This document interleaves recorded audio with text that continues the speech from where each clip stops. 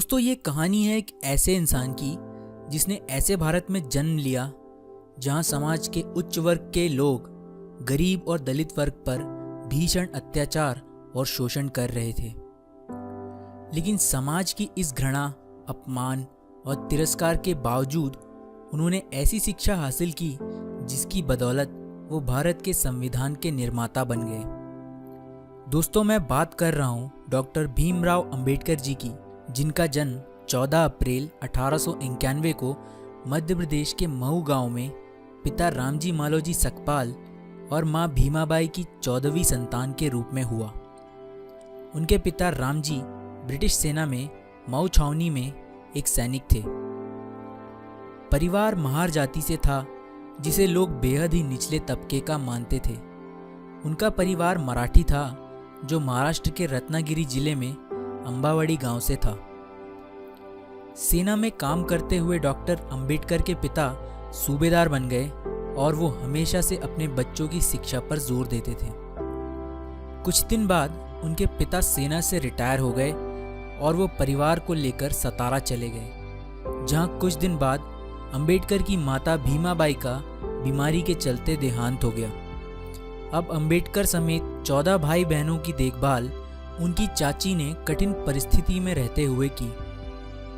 छुआछूत, घृणा और अपनी हीन मानसिकता की वजह से डॉक्टर्स भी अछूतों को बिना छुए ही उनका इलाज करते थे, जिसके कारण अंबेडकर के 14 भाई बहनों में से केवल 3 भाई और 2 बहनें ही बच पाईं। बाकी सभी 8 भाई बहन शोषण के कारण मारे गए। आस पड़ोस में सभी हिंदुओं के बच्चे स्कूल जाते थे, जिन्हें देखकर भीमराव जी भी मन ही मन कुढ़ा करते थे। उन्होंने अपने पिता से जिद की कि उन्हें भी स्कूल जाना है, लेकिन अछूत होने के कारण यहाँ स्कूल में दाखिला मिल पाना आसान नहीं था। मजबूर होकर उनके पिता एक ब्रिटिश सैनिक अधिकारी के पास गए और उनसे विनती की कि उन्होंने जीवन भर सरकार की सेवा की है और बदले में उनके बच्चों को स्कूल में एडमिशन भी ना मिल पाना एक बहुत बड़ा अन्याय होगा। इसके बाद उस अधिकारी ने उनके बच्चों को एक स्कूल में एडमिशन दिलवा दिया। लेकिन यहाँ अंबेडकर जी को छुआछूत के ऐसे कड़वे अनुभव हुए जो वो जीवन भर नहीं भुला पाए। अंबेडकर जी स्कूल तो जाते थे, लेकिन दलित बच्चों को क्लास के बाहर बैठाया जाता था और टीचर्स उन पर कोई ध्यान नहीं देते थे। यहाँ तक कि अंबेडकर जी को कोई छूता तक नहीं था। प्यास लगने पर स्कूल का चपरासी दूर से पानी डालता था, जिसे वो अपने हाथों से इकट्ठा करके पीते थे, क्योंकि मटके को छूने और ग्लास से पानी पीने की इजाज़त तक उनको नहीं थी। और जिस दिन चपरासी नहीं आ पाता, उस दिन अंबेडकर जी को प्यासा ही पूरा दिन गुजारना पड़ता था। भीम स्कूल जाते समय पास के कुएं से पानी खींचकर पी लेते थे। कुछ ब्राह्मणों ने उन्हें ऐसा करते हुए देख लिया। फिर क्या था, एक दिन भीम को उसी कुएं पर पकड़ लिया गया और जूते चप्पलों से जमकर उनकी पिटाई की गई और इस शर्त पर छोड़ा गया कि वो फिर कभी उस कुएं का पानी नहीं पिएगा। और एक बार वो बाल कटवाने के लिए नाई के पास गए तो नाई को पता था कि वो महार जाति का है। वो उसे नफरत भरी आवाज़ में बोला, अरे अछूत, मैं तेरे बाल कैसे काट सकता हूँ, भाग जा यहाँ से और फिर कभी मत आना। इन घटनाओं से भीम के स्वाभिमान को बहुत गहरी ठेस पहुंची। उनकी आंखें आंसुओं से भर गई। नन्हे भीम के बाल घर पर ही उनकी बहन ने काटे। भीम बहुत ही स्वाभिमानी लड़का था और वो अपने पैरों पर खड़ा होना चाहता था ताकि परिवार की आर्थिक स्थिति में कुछ सुधार हो। भीम ने सुन रखा था कि सतारा जाने वाले लड़कों को बॉम्बे जाकर काम मिल जाता है, इसलिए उन्होंने तय किया कि वो बॉम्बे जाकर किसी मिल में काम करेगा। लेकिन बॉम्बे जाने के लिए उसके पास किराया नहीं था। भीम ने एक प्लान बनाया कि वो अपनी चाची के बटुए से पैसे चुराकर बॉम्बे चला जाएगा। भीम ने लगातार 3 रातों तक बटुए को चुराने की कोशिश की जो उनकी चाची की कमर से बंधा हुआ था, लेकिन कोई सफलता उन्हें नहीं मिली। कहीं जाकर चौथी रात को वो बटुए को चुरा पाए, लेकिन उन्हें बड़ी निराशा हाथ लगी क्योंकि उसमें केवल सिर्फ आधा आना ही था, जिससे वो बॉम्बे नहीं जा सकते थे। 4 रातों के इस एक्सपीरियंस ने भीम को अंदर तक हिलाकर रख दिया। इसके बाद उन्होंने एक नई योजना बनाई जिसने उनके पूरे जीवन को बदल कर रख दिया। उन्होंने निश्चय किया कि वो पढ़ लिख कर अपने परिवार के लिए रोजगार प्राप्त करेंगे और अपने अंदर की सभी बुरी आदतों को छोड़ देंगे। किस्मत ने भी भीम का साथ दिया। उनके सूबेदार पिता रिटायर होने के बाद नौकरी की तलाश में बॉम्बे जाकर बस गए और यहीं के मराठा स्कूल में उन्होंने भीम का एडमिशन करा दिया। यहाँ पर उन्होंने हॉवर्ड की इंग्लिश रीडर और बहुत सी अन्य किताबों का अपनी पिता की देखरेख में रहते हुए अध्ययन किया। अपनी पढ़ाई के अलावा वो बहुत सी और ग्रंथ और बुक्स पढ़ने लगे। उनकी इस आदत से उन्हें बुक्स कलेक्ट करके पढ़ने का शौक लग गया। उनके पिता पर उनका यह शौक काफ़ी महंगा पड़ रहा था, लेकिन वो चाहते थे कि भीम पढ़ लिख कर बड़ा आदमी बने। उन्होंने कर्ज लेकर भीम को बॉम्बे के एल्फिंस्टन हाई स्कूल भेजा, लेकिन यहाँ भी छुआछूत ने उनका पीछा नहीं छोड़ा। एक बार टीचर ने भीम से बोर्ड पर एक मैथ्स का सवाल हल करने को कहा। जैसे ही भीम बोर्ड की तरफ बढ़ा, अगड़ी जाति के हिंदू बच्चे चिल्ला उठे, सर भीम अछूत है, उसे रोकिए।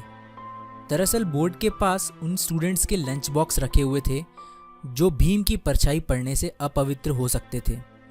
इस डर से सभी बच्चों ने अपने डब्बे वहां से फौरन उठा लिए। इन डब्बों की खटर खटर आवाज भीम के कानों से उसके दिल में उतर गई, जिसने उसे पूरी तरह से तोड़ दिया। हालांकि उन्होंने उस प्रश्न को सेकंड्स में हल कर दिया जो कोई नहीं कर पाया था, जिसे देखकर टीचर समेत सभी स्टूडेंट्स भौंचक्के रह गए थे। इसके बाद उन्होंने हाई स्कूल पास किया और 16 वर्ष की उम्र में उनका विवाह 9 वर्ष की रमाबाई के साथ कर दिया गया। कॉलेज की पढ़ाई के लिए उन्होंने एल्फिंस्टन कॉलेज में एडमिशन लिया। पढ़ाई के दौरान भीम की मुलाकात एक टीचर केलुस्कर से हुई, जिन्हें पहली ही मुलाकात में भीम ने बता दिया था कि मैं एक अछूत हूँ, मुझसे कृपया दूर रहें।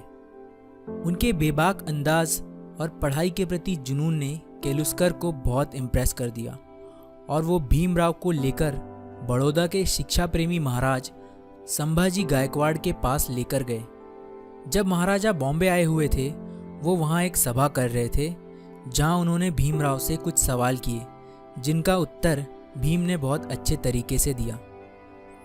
इसके कुछ वर्ष बाद बड़ौदा के महाराज ने कुछ विद्यार्थियों को कोलंबिया यूनिवर्सिटी अमेरिका भेजने का निर्णय लिया। भीमराव महाराज से मिले और भीम की अंग्रेजी बोलने से वो उनसे बहुत प्रभावित हुए। उन्होंने भीमराव समेत 4 लड़कों को छात्रवृत्ति देकर अमेरिका पढ़ने भेजा। 4 साल बाद वो भारत वापस आए और बड़ौदा के महाराज के यहाँ मिलिट्री सेक्रेटरी के रूप में काम करना शुरू किया। लेकिन सैन्य अधिकारियों को महार जाति के एक तुच्छ लड़के को सेना के उच्चाधिकारी के रूप में बैठा देना पसंद नहीं आया। कुछ दिन बाद उन्होंने वहाँ से नौकरी छोड़ दी और सन 1919 में वो लंदन चले गए, जहाँ अथक परिश्रम और मेहनत से उन्होंने वहाँ पर MSc, DSc तथा बैरिस्टर की डिग्री प्राप्त की। 1923 में वो भारत वापस लौट आए और वकालत शुरू कर दी। वकालत करते हुए उन्होंने देखा कि दलितों का कितनी बुरी तरह से शोषण किया जा रहा है। तब से उन्होंने अपना जीवन छुआछूत को खत्म करने के लिए समर्पित कर दिया। उन्होंने मुसलमानों और सिखों के अलग से मतदान को देखते हुए दलितों के लिए भी अलग से मतदान की मांग उठाई, जिसके कारण गांधी जी आमरण अनशन पर उतर आए। गांधी जी के कारण उन्होंने अपनी ये मांगे पीछे ले ली। Doctor Bhimrao Ambedkar philosopher, writer और एक महान लीडर हैं, जिन्होंने न केवल समाज में सदियों से दबाए गए दलित और अछूत लोगों के लिए लड़ाई लड़ी, बल्कि इतनी भिन्नताओं से भरे भारत को एक संविधान में बांधने का काम भी किया। जब आज़ादी के वक्त भारतीय नेता आज़ादी और नए संविधान स्वयं बनाने की बात कर रहे थे, तब ब्रिटेन के प्रधानमंत्री विंसेंट चर्चिल ने कहा था, बनाने दो भारतीयों को अपना संविधान, भारत में इतनी डाइवर्सिटीज़ है कि इसके लिए एक कानून बनाना इम्पॉसिबल है। भारत जल्दी ही बिखर जाएगा और टूट जाएगा। लेकिन इतिहास गवाह है, अंबेडकर जी ने इतने कम समय में भारत को दुनिया का सबसे बड़ा लिखित संविधान बनाकर दे दिया। इसके बाद 1950 में अंबेडकर जी बौद्ध धर्म के सम्मेलन में श्रीलंका गए। भारत लौटने के बाद उन्होंने नागपुर में 14 अक्टूबर 1956 को अपने लाखों अनुयायियों के साथ हिंदू धर्म त्याग कर बौद्ध धर्म की दीक्षा प्राप्त कर ली। अंबेडकर जी ने हिंदुओं में प्रचलित जाति प्रथा की घोर निंदा की। इसके लगभग 2 महीने बाद 6 दिसंबर 1956 को बीमारियों की वजह से उन्होंने अपनी अंतिम सांसें ली। उनका अंतिम संस्कार बौद्ध धर्म के रीति अनुसार हुआ। दोस्तों, अंबेडकर जी की मौत के कई वर्षों तक कांग्रेस की सरकार रही, जिसके नेताओं ने जीते जी खुद ही को भारत रत्न तो घोषित कर दिया, लेकिन भारत माँ के असली रतन यानी डॉक्टर अंबेडकर जी को 1988 में वीपी सिंह की सरकार आने पर ही भारत रत्न मिल पाया।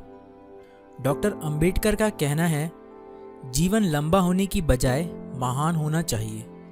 मैं ऐसे धर्म को मानता हूँ जो स्वतंत्रता, समानता और भाईचारा सिखाए। दोस्तों, ये वीडियो अंबेडकर जी को समाज और भारत के लिए किए गए कार्यों के लिए समर्पित है।